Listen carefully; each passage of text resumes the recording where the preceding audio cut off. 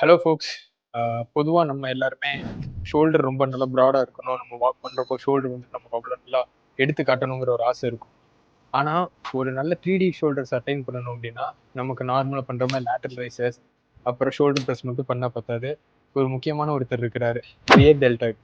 நம்ம பொதுவா என்ன பண்ணுவோம், நல்லா ஷோல்டர், ஃப்ரண்ட் ஷோல்டர், ஐ மீன் ஆன்டீரியர் டெல்டாய்டு, லேட்டரல் ரைசஸ் அது எல்லாத்தையும் நல்லா போட்டு முடிச்சு அதிலேயே எக்ஸாஸ்ட் ஆயிருவோம். அதுக்கு மேல இந்த கிளம்படான்னு கிளம்பிடுவோம். ஆனா இந்த மசில் இருக்கு பாத்தீங்களா, இதை நம்ம நெக்லெக்ட் பண்ணிடுவோம். இதை நெக்லெக்ட் பண்றதுனால அந்த ஷோல்டர்ல ஒரு எஸ்தெட்டிக் லுக் வந்துட்டு அந்த அளவுக்கு இருக்காது, ஒரு கம்ப்ளீட்டடான ஒரு ஃபீல் இருக்காது. ஸோ எப்பவுமே நான் என்ன சஜஸ்ட் பண்ணுவேன் அப்படின்னா, start with that exercise. Rear டெல்டாய்டுக்கு பென்ட் ஓவர் ரியர் டெல்ட் ஃப்ளைன்னு ஒரு எக்ஸசைஸ் இருக்கு, இப்போ நான் பண்ணி காட்டுறேன். அதுலேருந்து ஸ்டார்ட் பண்ணுங்க. அதில் இப்போ வேரியேஷன்ஸ் என்னென்ன இருக்குன்னு எக்ஸ்ப்ளோர் பண்ணிட்டு அதை நல்லா எக்ஸாஸ்ட் பண்ணி ஒர்க் பண்ணி முடிங்க. முடிச்சதுக்கப்புறம் நல்லா லேட்டரல் டெல்டாய்ட்ஸ்க்கு நல்லா ஃபோக்கஸ் பண்ணுங்க. அதுக்கப்புறம் கடைசியில் ஆன்டீரியர் டெல்டாய்ட்ஸ் வந்துட்டு ஃபோக்கஸ் பண்ணீங்கன்னா அந்த ஒரு கம்ப்ளீட்டான லுக் கிடைக்கும். எஸ்தெட்டிக்ஸ் ரொம்ப நல்லா இம்ப்ரூவைஸ் ஆகும். Stay strong. இப்போ நான் உங்களுக்கு அந்த ஆக்டிவிட்டியும் பண்ணி காட்டுறேன்.